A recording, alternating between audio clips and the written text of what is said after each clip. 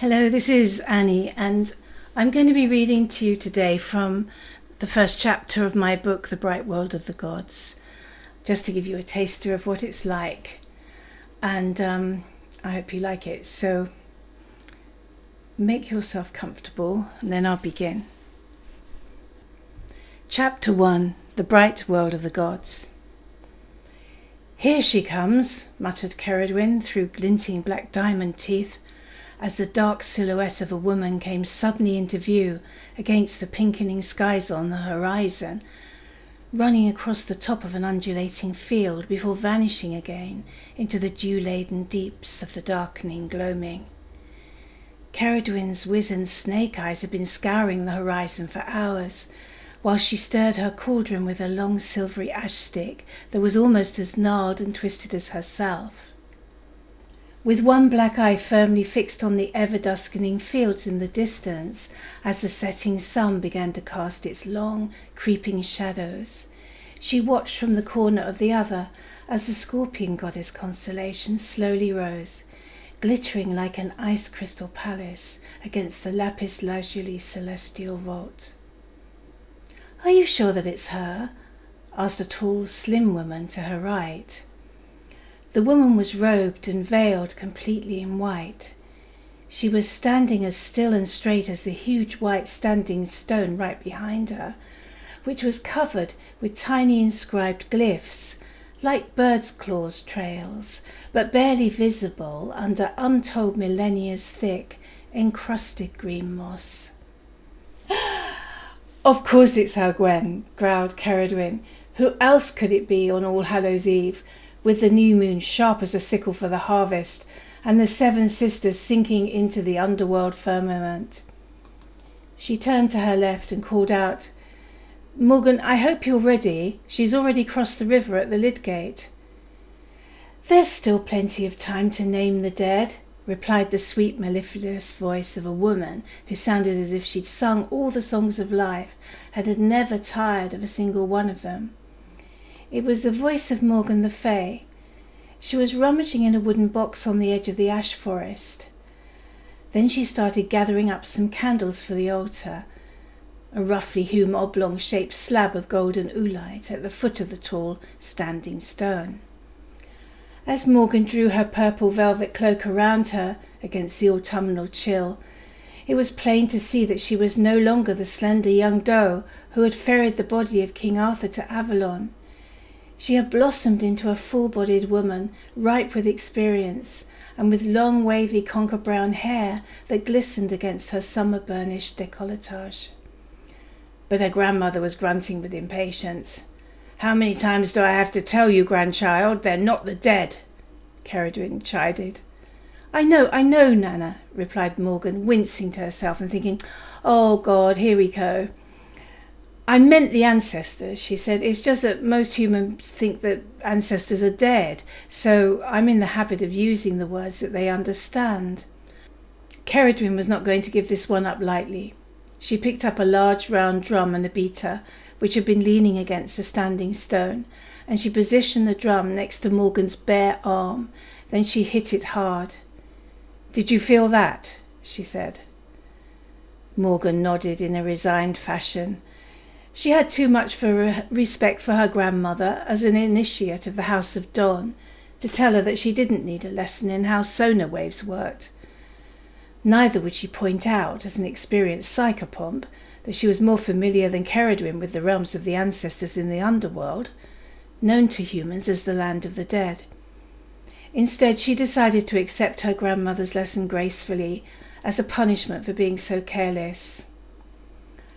"My dear, when a word issues forth from our mouths, it's like a vibration that rattles the air like the beat of a drum," Ceridwen went on. "Each of these vibrational beats make waves of sound that crash on the beach of creation. These sound waves go on to build castles, not castles of sand, but castles of ideas. Of course, sometimes they're castles that just dissolve into shifting sands when the foundation hasn't been properly prepared, but more often than not, you get a good solid castle built on firm rock." Warming to her subject, Ceridwen continued. Humans will continue to believe that their ancestors are dead instead of eternally alive and guiding them from the other worlds, so long as we make the mistake of using their words just to please them. You know this, dear, that their language has been deliberately designed by the Deadeyes to reinforce such false notions as death.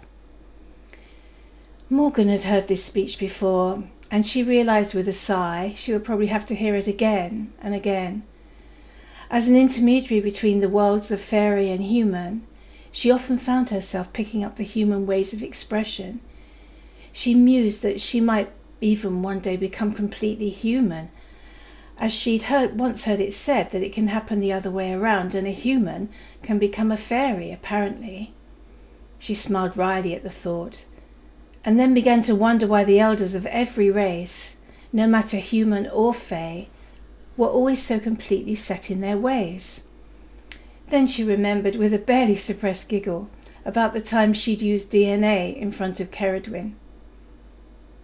"What is this DNA?" her grandmother had asked testily.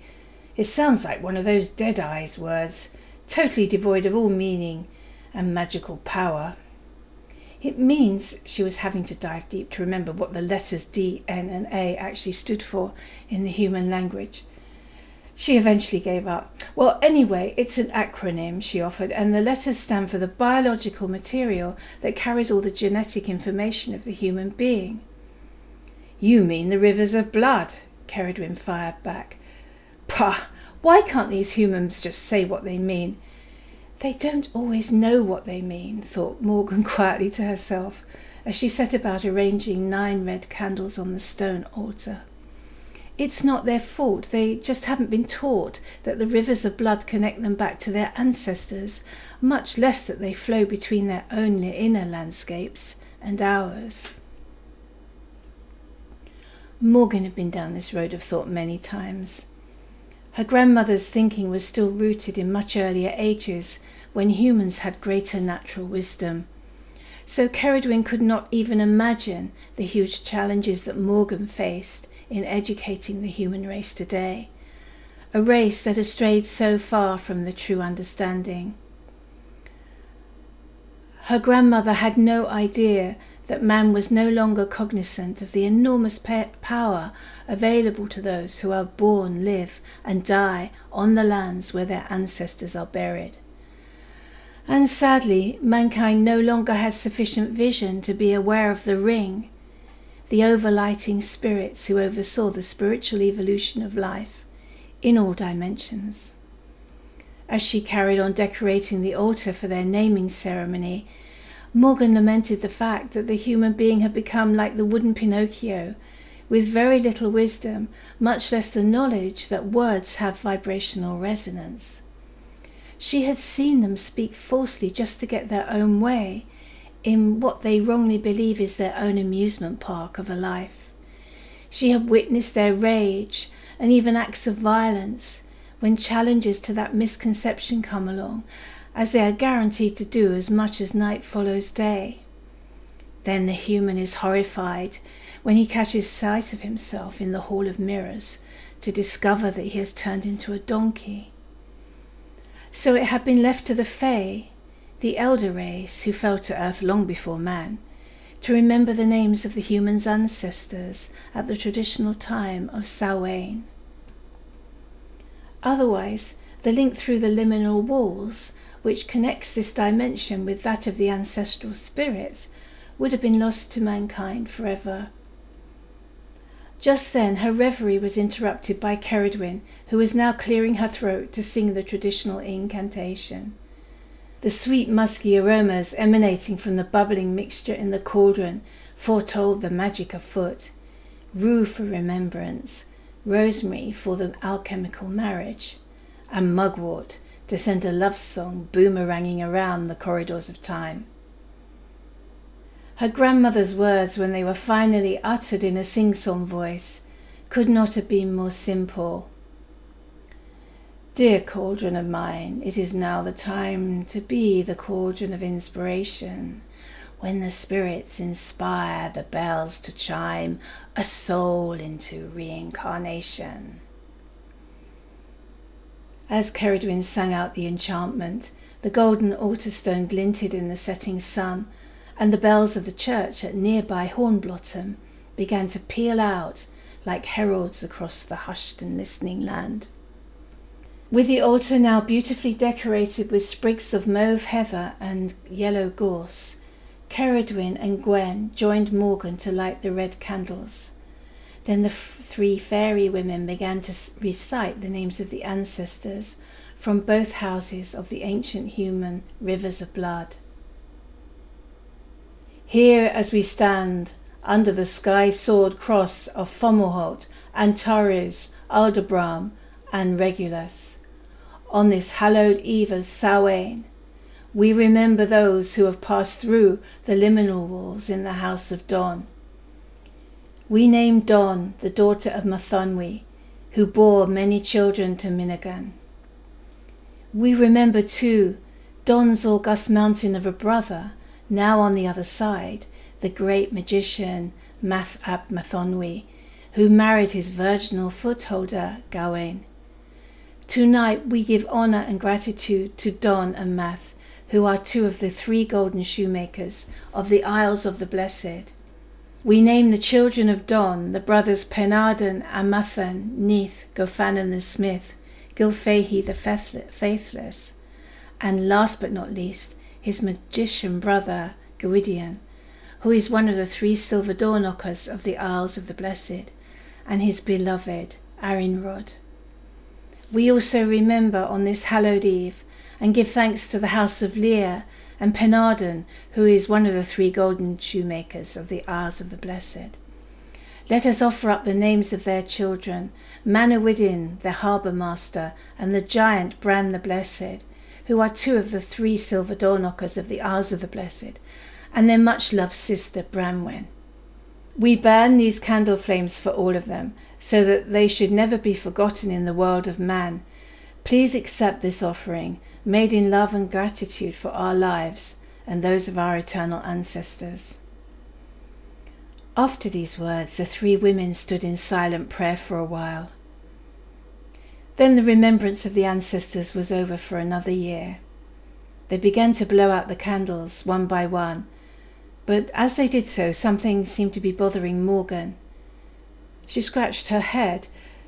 She had been reciting these names all her life, but now the litany didn't seem right or complete.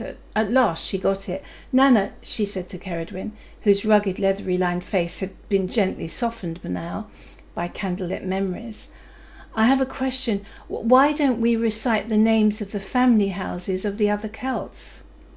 "The Irish, you mean?" said Ceridwen. "No, my dear, that cannot be done, not since the old days when the children of Lear went to war against the children of Tara. Since then, the Irish and Welsh have had a gulf between them that's wider than the Irish Sea." "But surely they are related?" asked Morgan. They must be, because so many of our old stories are just like the Irish ones. It's only some of the names and places that are different, but the stories themselves are remarkably similar." "'Tis true, my child," said Ceridwen. "They all came from the same root stock, from the star peoples of the northern climes who followed the reindeer herds." "Do tell me more," said Morgan. "Oh, I don't know, dear. It was all a very long time ago," Ceridwen replied, yawning and stretching. "It was before the glaciers of the last ice age melted. All the tribes were gathered together in the same place, a mountain retreat far north of the Himalayas, where it remained warm even when many other places were below freezing. Their seers and storytellers would tell tales around the fires that were rich in metaphors and symbols, carrying magical keys. The ancestors preserved the cosmological wisdom and natural philosophy contained in these myths by passing them on to their children and their grandchildren, and so on by word of mouth. Then, when the glaciers finally retreated, the tribes followed the tracks of the reindeer as they migrated across the earth, and some of them came here to the Isles of the Blessed. But then came a terrible rupture, and after that the stories began to grow in different directions, as every story does in the telling." Ceridwen went back to stirring the cauldron as the dark of night drew in like a heavy cloak. Of course, she went on, her eyes narrowing into angry dark slits. The Deadeyes took advantage of that rupture. They used the opportunity to change the stories even further and to turn them into false histories. So no one is taught how to read these cosmological metaphors anymore, and those few fragments of myths that are left to us today carry wisdom only apparent to the most intelligent and perceptive of seers and philosophers.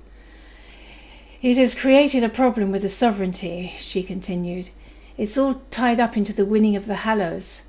I hope that may be Bridie's task. And here she is. Welcome, dear. Cerridwen's face was finally wreathed in smiles on seeing that the woman Bridie had made it over the fields and had finally appeared panting at the fairy stone. But poor Bridie was clearly not prepared for any task, let alone one so monumentally huge. She was breathless and bedraggled from the gorse thorns that had cruelly torn at her long blue dress as she'd run through the Seymours. Her middle-aged face, which had been once compared to a pink summer rose, was now ruddy, dirty, and tear-stained with sobbing. Her long fair hair was tumbling out of its bun, and where only yesterday it had been streaked with starry platinum, was now a muddier colour than her eyes. She couldn't speak, were trying to get her breath. So the three women waited patiently, until she eventually managed to stutter out a few sentences. I had to come here, she said haltingly, between breaths. I once heard a long time ago that you met here at the fairy stone under the star of Antares on the feast of Samhain. I thought it was probably just a fairy story and that you wouldn't actually be here. But you are, she smiled, relieved. And then she said to the old crone, You must be Cerridwen. At the old woman's nod, she continued, and her voice shook. I thought that if I was in dire need, I should come and try to find you here at this time. I am in the direst of need now. Bridie was now beside herself, wringing her hands and twisting her silver wedding ring, barely able to get out her words between choking sobs. I am a fugitive. I am finished. I am done. My life is over. What shall I do? Exhausted now, and her excuses made, Bridie sank to the ground next to the cauldron, crossed her legs and dropped her head into her hands. Morgan went over and sat down beside her, and then guided her head into her lap. It's all right, murmured Morgan as she stroked Bridie's hair. I promise you everything will turn out all right in the end. No, it won't, cried Bridie, too upset to realise that she was rudely interrupting. It can't. I've already made such a mess of everything. My husband will banish me once he finds out what happened. I'm undone. I'm a scarlet woman. Cerridwen caught Morgan's eye, and then she signalled with her arm towards a small white painted cottage that was tucked away under the ash trees. Bridie's eyes followed the direction of Cerridwen's arm, and instantly a feeling of peace washed over her at the sight of this tiny dwelling, partially hidden by the ever-lengthening night shadows of the forest. Its blue-painted windows and all the brown glass bottles and jars arranged along its sills made it seem cosy and safe. The small kitchen garden in the front, which was ringed with a briar rosebush border and pink scallop shells, looked familiar and welcoming. As her eyes focused on the scene, she saw that the garden was illuminated by hundreds of fireflies. They were flitting around a huge buddleia bush that was standing in the midst of lavender plants, purple belladonna, deep pink flowering mugwort, and huge-leafed comfrey, and glowworms were lighting up the darkening soil. Then the aroma from long spiralling tendrils of ashwood smoke came towards Bridie and spread out like welcoming arms from the chimney. She felt a pull, a sort of attraction coming from the cottage, and she began to rise to her feet. They'll be arriving soon, Morgan, Cerridwen told her granddaughter. She needs to be prepared. So the two women walked down the serpentine path that led to the cottage. As they went along, Bridie was noticing that its stones were inlaid at intervals with crystalline mosaics of ladybirds and honeybees. 3 white slatted beehives were humming drowsily away in the corner of the garden, with garlands of honeysuckle, jasmine, and passiflora clematis draped over them like curtains. As they got closer to the house, the unmistakable aroma of bread and scones, baking in a wood-fired oven, flew out of the windows, reminding Bridie instantly that she hadn't eaten since lunchtime. She explained. "You must be hungry," said Morgan. "I haven't thought about food until now," she said, "but now I can smell it. My stomach is growling." Bridie followed Morgan as she went along the path which wound round to the back of the house. They entered the cottage through a wooden stable door, and Bridie found herself in a large farmhouse-style kitchen. Huge armfuls of fresh herbs were all bound up in red ribbons and hanging neatly to dry from the most intricately and ornately carved ash beams that she had ever seen. A small round table had been spread with a white linen tablecloth, bearing bone china plates decorated with pink roses, and they were stacked high with sandwiches and scones. There was a sparkling lead crystal bowl of deep red briar rose jam, next to another of clotted cream, and a third of deep gold honey, and in the middle a big silver pot of fragrant jasmine tea. "Eat your fill, me dear," said Morgan, and Bridie needed no second invitation to tuck in. Then, instead of joining her, Morgan ambled with her fulsome hips swinging over to the stove. Bridie watched her, all the while munching on a delicious cheese and pickle sandwich and supping on a china cup of jasmine tea. A small glass saucepan was bubbling merrily away on the stove. Morgan picked up a silver teaspoon, which she dipped carefully into the steaming liquid, and then she put it on the counter to let it cool. After a few minutes, she tasted it. Bit more of this, I think, and this," she said, almost to herself, as she took a pinch of herbs from here and there, before throwing them into the simmering mixture. "What is that?" Bridie tried to ask, but Morgan interrupted, smiling kindly. "I'm not telling you, so don't ask," she grinned. "It's my own secret recipe." "You mean even Ceridwen doesn't know about it?" asked Bridie. "No, she most certainly does not." Bridie tried again. "I won't ask what it's for then." "It's to make you feel better," Morgan replied, as she worked, straining the herbal mixture through a cloth of white muslin into a brown ceramic bowl before setting it on the windowsill to cool. Morgan went out into the hallway, and Bridie heard her going up the creaking stairs, then her footsteps on the floorboards overhead. She went on eating, helping herself to a scone which she spread thickly with butter and red rose jam. Within minutes, Morgan was creaking back down the stairs, and when she returned to the kitchen, she was carrying a long white lace dress. "This has been handmade especially for you," she said proudly. "For me?" exclaimed Bridie. "You knew that I was coming?" "Of course," said Morgan. "Now, shush, just sit back and relax." Morgan picked up the bowl of the cooled herbal mixture and set it on the table. Then, with a piece of white muslin, she began to bathe Bridie's face. She soothed her eyes, her cheeks, her nose, her mouth, her chin, and her neck, until the patient's countenance was soon glowing again. Bridie just sat back and basked under the ministrations of the concoction's rich, pungent fragrance, almost like liquid Christmas, she thought.